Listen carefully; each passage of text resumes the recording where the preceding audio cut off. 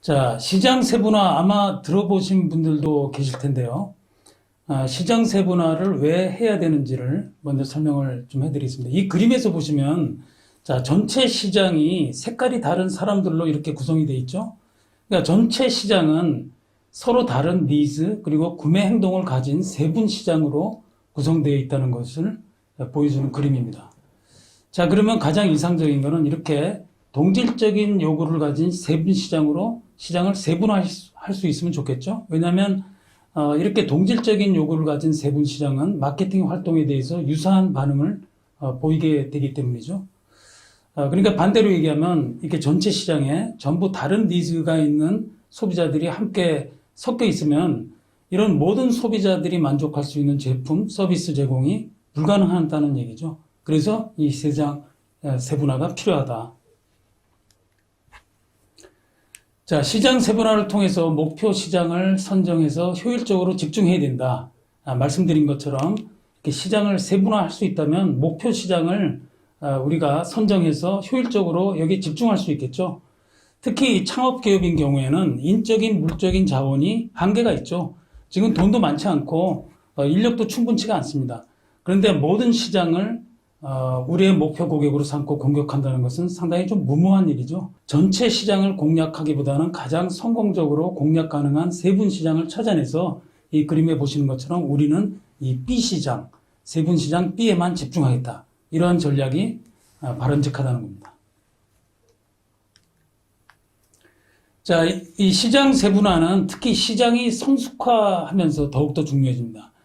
밑에 그림을 보시면 처음에 우리나라에 카레가 보급됐을 때 모두들 새로운 제품에 대해서 반응을 보이고 매출이 급격히 늘어났죠. 그런데 이 시장이 이렇게 그 성장하는 단계에서 많은 소비자들이 동일하게 만족하지는 않았을 거예요. 어떤 고객들은 이게 너무 순한 맛인데 좀 매운맛은 없을까? 또 여기에 토핑을 좀 하면 어떨까? 여러 가지 생각들을 했을 거예요. 그러니까 자연히 처음에 도입기에는 하나의 제품으로 전체 시장을 공략했지만 이러한 다양한 고객의 니즈를 맞춰서 새로운 제품들이 나오기 시작하죠. 자, 그러면서 시장이 이제 성장 단계에 접어들게 되고 시장이 커지니까 많이 경쟁자들이 늘어나게 됩니다. 그 중에 한 군데가 이제 청정원이겠죠. 자, 청정원이 시장을 돌아보니까 이미 제품들이 많이 다양화됐습니다. 그러나 시장 세분화의 끝은 아니죠.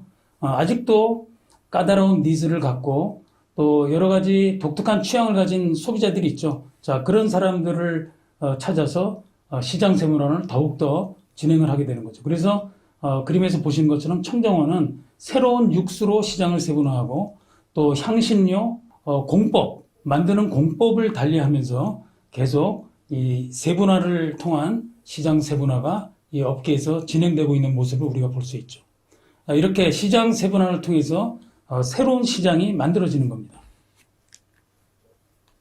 자, 그러면 시장 세분화를 어떻게 해야 되느냐? 시장 구조를 가장 잘 나타내는 시장 세분화 변수를 찾아서 세분화하면 가장 좋겠죠? 자, 그런 변수들에는 어떤 것들이 있을까요? 가장 대표적인 게 인구 통계적인 변수죠. 그 다음에는 드러나 있지는 않지만 우리가 만일 어떤 조사를 통해서 밝혀낼 수 있다면 라이프 스타일이 다른 고객들 이렇게 구분해낼 수 있을 거예요. 또 우리가 이 개성이나 적성 조사도 가끔 하는 거를 보셨을 텐데요. 그렇게 개성이 다른 소비자군으로 시장을 세분화해 볼 수도 있을 겁니다. 아니면 사용 상황, 많이 사용하는 사람, 적게 사용하는 사람 이런 식으로 우리가 시장을 세분화해 볼 수도 있을 것이고 또 효익, 이 제품을 통해서 어떤 효익을 추구하느냐에 따라서 시장을 또 세분화해 볼 수 있을 겁니다. 그래서 크게 보면 시장을 세분화할 수 있는 변수는 세 가지로 나눠진다. 하나가 가장 대표적인 게 인구 통계적인 변수, 그 다음에 심리적 변수, 그 다음에 행동적 변수다. 이렇게 기억해 두시면 되겠습니다. 자, 먼저 그러면 인구 통계적인 시장 세분화의 방법을 한번 살펴보겠습니다. 아까 말씀드린 대로 인구 통계적인 변수로 시장을 세분화하는 게 가장 대표적이고 일반적인 방법이라고 했는데 그런 변수들에는 어떤 것들이 있을까요? 가장 먼저 생각해 볼 수 있는 게 연령, 성별, 그리고 소득 수준이겠죠? 자, 예를 들어서 어떤 창업 아이템이 화장품 시장 진출에 관련된 것이라고 한번 가정해 보죠. 그러면 전체 시장을 공략한다는 것은 창업기업 입장에서 인적, 물적, 자원 제약으로 인해서 좀 무모하다. 그럼 시장을 어떻게 쪼갤까? 가장 먼저 생각해 볼 수 있는 것이 남자 화장품이냐, 여자 화장품이냐일 거예요. 그죠? 그러면 이렇게 성별이라는 변수를 통해서 시장을 일단 둘로 쪼갤 수가 있습니다. 그러면 가장 초기적인 단계에 시장 세분화가 이루어졌다고 할 수 있겠죠. 그래서 나는 여자 화장품에만 집중하겠다. 이런 식으로 시장 세분화가 가능해지겠죠. 자, 그런데 연령도 중요하다. 그러면 연령이란 축도 중요한 시장 세분화 변수가 될 수 있겠죠. 그러면 이 두 가지를 결합하자. 하게 되면 이제 시장이 두 개로 나눠지는 것이 아니라 6개로 나눠지게 되겠죠. 자, 그래서 나는 30대 여자 이 시장에만 집중하겠다.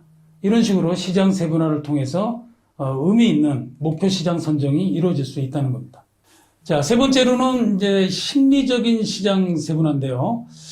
심리적인 시장 세분화는 우리가 평소에는 잘 드러나지 않기 때문에 알 수가 없습니다. 그래서 소비자들이 어떤 심리를 가지고 있는지 그냥 우리가 육안으로 봐서는 알 수가 없죠.